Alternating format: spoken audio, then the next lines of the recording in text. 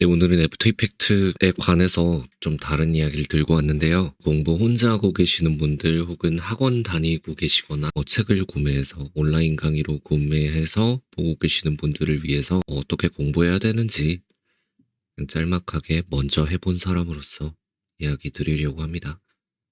일단은 애프터 이펙트 공부하는 데 있어서 많은 이야기 들었을 거예요. 나는 독학했다느니 수업은 아무 의미 없다느니 책을 왜 보냐 먼저 만져봐라 이런 얘기들을 많이 들으셨을 건데 그거 다 자기가 올챙이 쪽 생각 못하는 거고요. 처음 하는 사람들은 막막한 게 맞죠. 일단 첫 번째로 여러분이 애프터 이펙트 들어왔을 때 아마 대충 감 잡으셨을 거예요. 에펙에서는 레이어가 굉장히 중요합니다. 레이어, 텍스트 레이어, 솔리드, 어드저스트, 널, 카메라, 쉐이프 등등등 해가지고 레이어의 종류가 굉장히 많고요. 거기에다가 포토샵, 일러스트레이터 파일도 있으면 좋고 C4D 파일도 가지고 와서 효과를 넣을 수 있다라는 거, 그리고 이 모든 것들을 합칠 수 있는 컴포지션도 레이어로 작동한다라는 거, 그리고 그것만을 위한 패널들 존재한다라는 거. 되게 복잡하죠.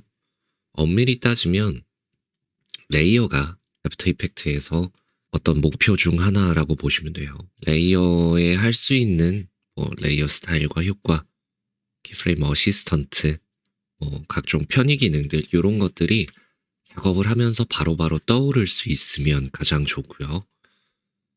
거기에다가 응용하기 위해서는 컴포지션의 확장성이나 각 레이어의 특성들을 외우고 있어야겠죠.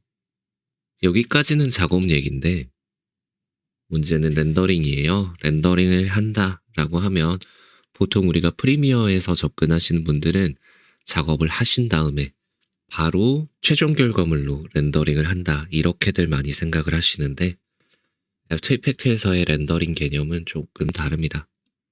예를 들어 컴포지션에서 작업을 특히 효과에서 많이 이렇게 사용을 하게 되는데요. 효과 작업을 계속 보면서 써야 하는데 무거우면 그리고 프리뷰 재생도 힘들면 그때는 소스로 미리 렌더링을 겁니다.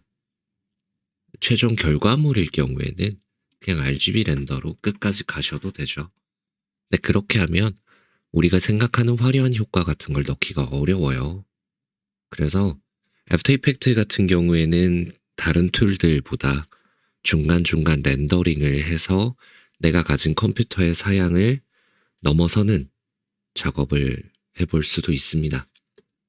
그 말인즉 렌더링에 관련된 코덱과 포맷에 관련된 것들도 잘 알아야 된다는 뜻이 되겠죠. 근데 반대의 입장도 있어요. 방금 전까지 설명드린 것들은 매뉴얼에 관련된 이야기예요. 사용법들을 다 알고 있어야만 할 수 있다. 칼 포퍼라는 분은 삶은 문제 해결의 연속이다 라는 책에서 이렇게 얘기합니다. 지식의 성장은 문제와 그에 대한 해결책의 발견을 통해 이루어진다. 중요한 것은 우리가 직면한 문제를 인식하고 그곳에 도전하는 일이다. 이걸 영상일에 적용을 해보자면 공모전이나 아니면 외주, 개인 작업 같은 게 되는 거죠. 하지만 그 문제를 해결하기 위해선 매뉴얼이 머릿속에 들어 있어야 합니다. 그럼 어떻게 해야 될까요? 그에 관련된 이야기도 합니다. 진정한 학습은 이론과 관찰, 그리고 그 사이의 상호작용에서 비롯된다. 이 과정은 우리의 이해를 깊게 하고 새로운 지평을 열어준다. 문제가 생겼을 때 그 문제를 관찰하고 이를 해결하기 위한 이론이 같이 있으면 우리에게 새로운 지평이 열린다라는 말이죠. 그 말인즉 공모전도 하시고 매뉴얼도 확인을 꾸준히 해주시는 그런 작업을 해주시면 애프터 이펙트에 대해서 일가견 있는 사람이 될 수 있다라는 말이 되는 겁니다.